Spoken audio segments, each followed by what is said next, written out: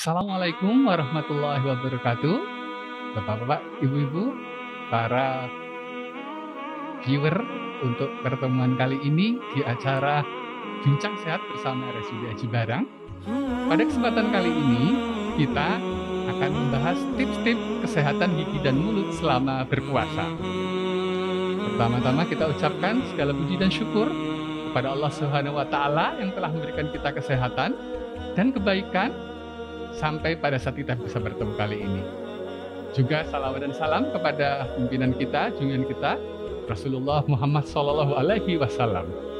Bapak-bapak, ibu-ibu yang terhormat, ya, seperti kita ketahui, kita melaksanakan ibadah puasa, pasti ada juga yang mengalami permasalahan dalam kesehatan gigi dan mulut. Hal ini memang wajar karena adanya perubahan pada pola makan kita, kemudian juga pada pola istirahat kita, dan juga mungkin secara keseluruhan pada pola hidup kita, kadang-kadang membutuhkan adaptasi pada tubuh kita, termasuk juga pada kesehatan gigi dan mulut. Bagaimana sudah kita ketahui pada hadis bahwa sesungguhnya mulut orang berpuasa di mata Allah lebih baik daripada minyak kasturi sekalipun. Berarti memang Allah juga sudah memberitahukan kepada kita ada beberapa permasalahan pada gigi dan mulut. Sebenarnya semua ini bisa kita hadapi, bisa kita antisipasi apabila memang kita juga mengerti tipsnya. Yang pertama, kita akan lihat permasalahan apa saja ya yang akan kita temui biasanya pada saat kita melaksanakan ibadah puasa. Ya, jadi seperti kita ketahui Bapak-bapak, Ibu-ibu, karena kita tidak mengkonsumsi baik makanan atau minuman dalam jangka waktu yang cukup panjang, lebih kurang 12 jam, dari pagi hari pada saat subuh sampai nanti sore hari pada saat maghrib, tentu saja mulut akan terasa kering. Ya, tidak ada cairan ludah, kemudian tidak ada asupan cairan, sehingga ini kadang-kadang akan menimbulkan masalah. Masalah kesehatan gigi pada saat berpuasa, yang pertama adalah bau mulut yang kurang nyaman.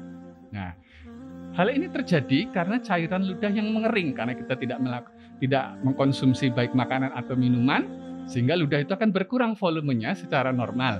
Hal ini akan menyebabkan kontaminasi bakteri. Jadi ludah yang mengering, ya ludah yang tersisa akan mengering dan akan menjadi tempat atau suatu sarana yang tepat untuk perlekatan bakteri yang mungkin akan berkembang biak di sana.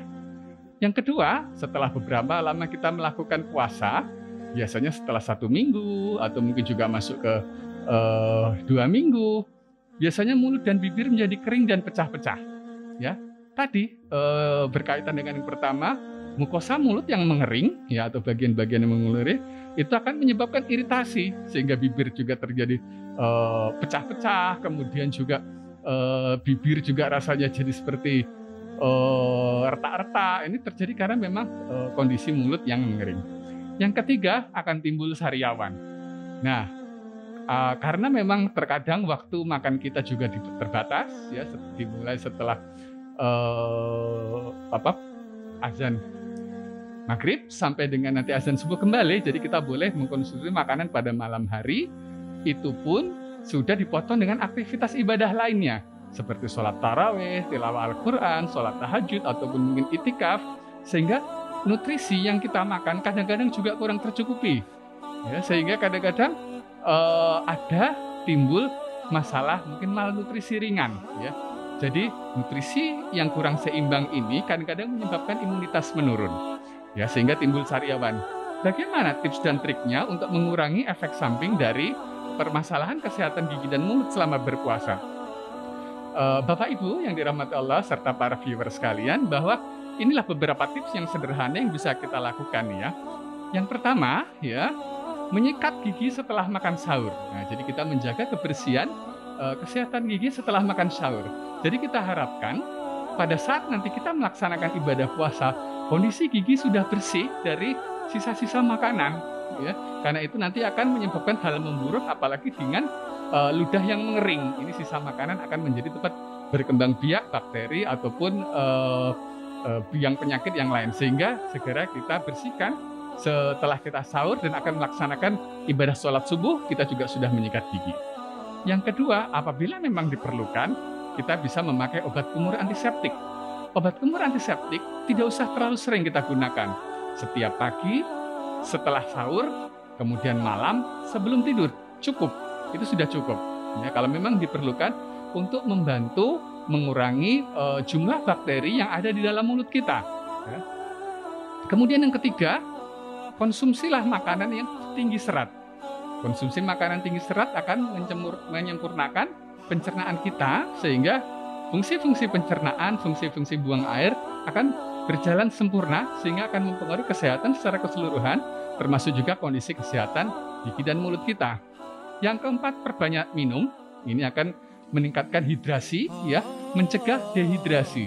Jadi jangan sampai mulut kita kering, bibir kita kering karena kita kurang minum, ya.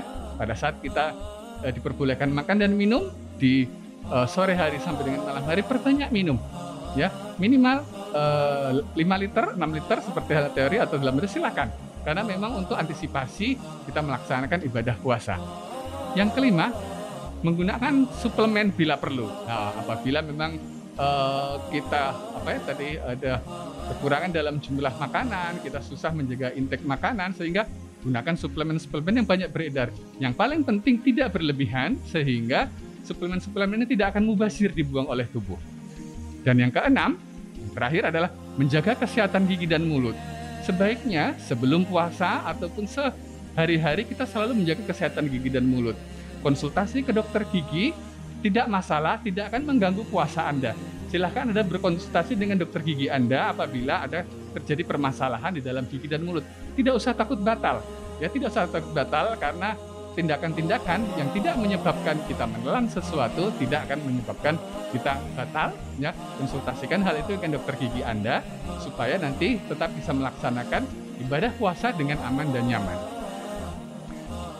Baiklah, Bapak Ibu sekalian, para viewer, ini saja tips dan triknya. Semoga kita bisa menjaga kesehatan kita sampai nanti kita bertemu dengan Lebaran Idul Fitri dalam kondisi yang sehat dan baik.